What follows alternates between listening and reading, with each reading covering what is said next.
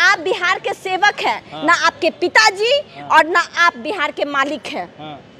बिहार किसी की बाप की बपौती नहीं है कि किसी बाबा को हमारे धर्म को बहुत इजी टारगेट इन नेताओं को हो गया है हिंदू धर्म पे वार करने का।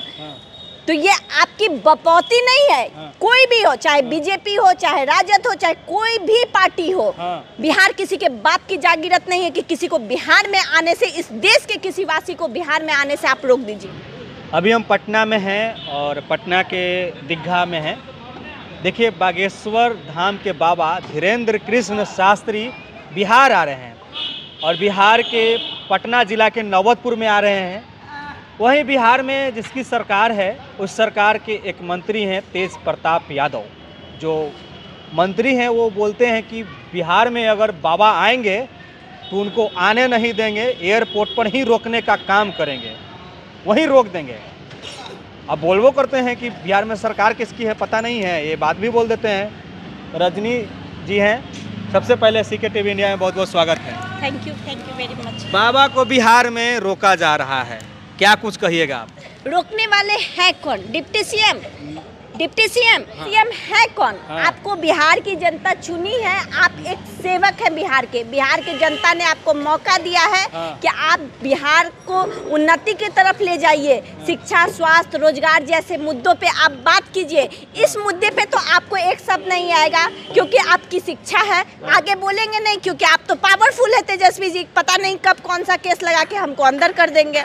दूसरी बात, आप बिहार के सेवक हैं, ना आपके पिताजी और ना आप बिहार के मालिक हैं। बिहार किसी की बाप की बपौती नहीं है कि किसी बाबा को, हमारे धर्म को बहुत इजी टारगेट इन नेताओं को हो गया है हिंदू धर्म पे वार करने का। तो ये आपकी बपौती नहीं है। कोई भी हो, चाहे बीजेपी हो, चाहे राजद हो, चाहे कोई भी पार्टी हो, बिहार किसी के बाप की जागीरत नहीं है कि किसी को बिहार में आने से, इस देश के किसी वासी को बिहार में आने से आप रोक दीजिए। तेज प्रताप यादव प्रेस कॉन्फ्रेंस में भी बोलते हैं कि उनको मालूम नहीं है कि बिहार में सरकार किसकी है। तो वो इस बात से क्या कहना चाहते हैं? बिहार में आपकी सरकार है, इस बात से कौन व्यक्ति डिनाई करे? हमने आपको चुना है, तभी तो आप मिलीजुली सरकार बनाए हैं। हमने आपको चुना है, हमने मौका दिया है, तो बिहार में किसकी सरकार है, इससे आप कहना क्या चाहते हैं? आप आम जनता के मालिक हो गए?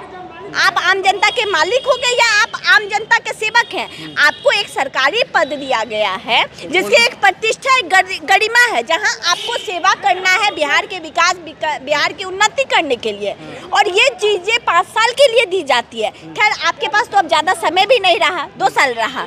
ये उनका घमंड बोलता है सरकार किसकी है, और 15 साल के लिए आप कैसे गायब हो गए, आपको ये भी याद रखना चाहिए।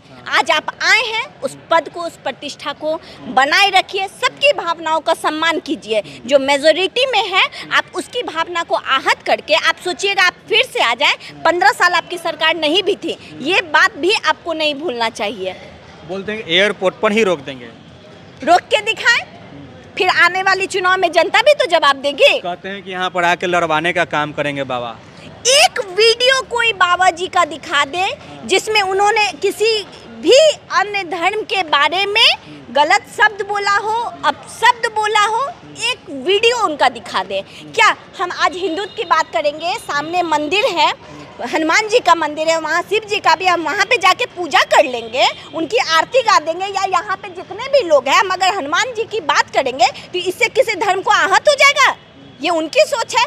हम ऐसे हिंदू हैं जो दिन भर में 5 बार अजान सुनते हैं और हम लोग रिस्पेक्ट करते हैं, और अगर हम आपकी रिस्पेक्ट करते हैं तो हमारे भी पूजा पाठ, हमारे भी धर्म, हमारे भी सोच का रिस्पेक्ट होना चाहिए। और ये रिस्पेक्ट हमको मांगने की जरूरत नहीं है, ये रिस्पेक्ट हमको मांगने की किसी से जरूरत नहीं है, ये होना चाहिए। अगर आप भाईचारा की बात करते हैं तो आपका भाईचारा हनुमान जी की बात करने पे कैसे खत्म हो रहा है? बिल्कुल, वहीं कुछ लोग समर्थन भी कर रहे हैं जैसे आप कर रही हैं। बिल्कुल एकदम समर्थन है, और बाबा जी का स्वागत है। वो गांधी मैदान में रोक सकते हैं क्योंकि गांधी मैदान अधिकार क्षेत्र आता है, लेकिन वो बाबा जी को हर जगह नहीं रोक सकते हैं। और अगर वो रोकेंगे तो वो किस बुनियाद पे रोकेंगे? उनको एक लीगल प्रोसेस पे आना पड़ेगा, और कानून उनके बिहार में चाहे देश के किसी पार्टी के अंतर्गत नहीं आता है। वो जो भी अगर कार्य करे फिर कानून के तहत, कानून के तहत। लोग डर कह रहे हैं, ये तो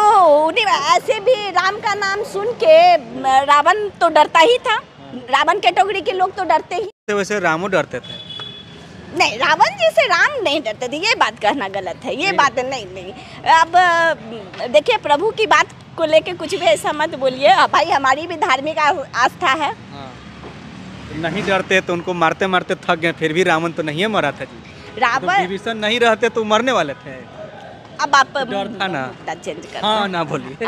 नहीं, ऐसा ईश्वर को किसी से डर नहीं था, बस वो हर चीज़ मर्यादा में किए ताकि आज भी हम उनकी पूजा करें। अगर वो अमर्यादित होते तो आज हम और आप बैठ के उनकी बात नहीं करते। चलिए, ये हैं हमारे साथ, बताइए बाबा को यहाँ पर आने पर रोका जा रहा है। देखिए, इसको अगर पत्रकार की नज़र से देखिएगा तो ये देख के लगेगा कि राजद कहीं ना कहीं बहुत प्रेशर में है।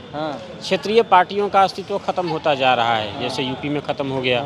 तो बाबा आएंगे तो इसमें पार्टी से क्या लेना देना? यही बात तो मैं कहना चाह रहा हूँ कि अब प्रॉब्लम है कि राजद ये सोच रही है कि जातिगत जनगणना करा करके जातिगत वोट अपनी तरफ खींचेंगे, फॉरवर्ड बनाम बैकवर्ड होगा, बैकवर्ड हमारी तरफ आएगा। पहली बात। दूसरी बात, हिंदू बनाम मुस्लिम करेंगे तो मुस्लिम कम्युनिटी MY समीकरण का जो M है वो सधाएगा हमारी तरफ, और जातिगत से हमारा जो है वो जो शेड्यूल्ड कास्ट है वो हमारी तरफ आएंगे, OBC हमारी तरफ आएंगे, और एक बड़ा मेजोरिटी हमारी तरफ बनेगा। सिर्फ फॉरवर्ड ब्लॉक जो बचेगा वो सिर्फ बच जाएगा बीजेपी के पास। ये घेराबंदी थी, लेकिन ये हल्की राजनीति है, क्योंकि जैसे ही बात श्री राम का आएगा, जैसे ही बात धर्म पे आएगी, तो फिर वो धार्मिक ध्रुवीकरण होगा, और धार्मिक ध्रुवीकरण का पिच जो है उस पर बीजेपी MS धोनी भी है, युवराज सिंह भी है और तेंदुलकर भी है, वहाँ सीधा सिक्सर मारेगा, और किसी के बूते नहीं है कि आप बीजेपी को संभाल लीजिएगा। जातीय समीकरण पे आप बीजेपी को घेर सकते थे, बीजेपी धार्मिक समीकरण करती, आपने उल्टे मैच दे दिया बीजेपी के हाथ में। अब देखिए क्या माहौल बना।